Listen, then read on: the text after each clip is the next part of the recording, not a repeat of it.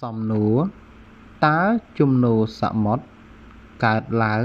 ប៉ុន្មានដងក្នុងមួយថ្ងៃព្រោះអ្វី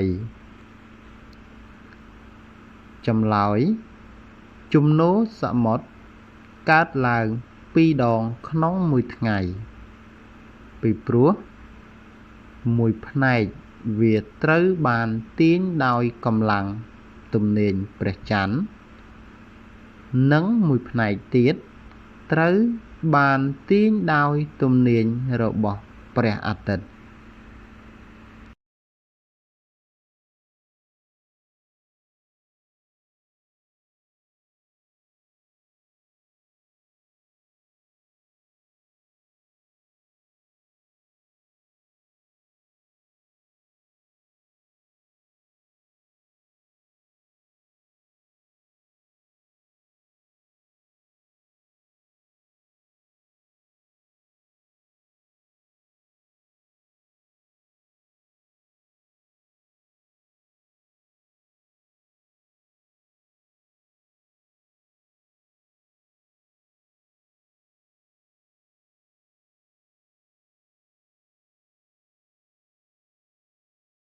សូមបងប្អូនទាំងអស់គ្នាជួយចុច Subscribe Channel YouTube ខ្ញុំបាទម្នាក់មួយផង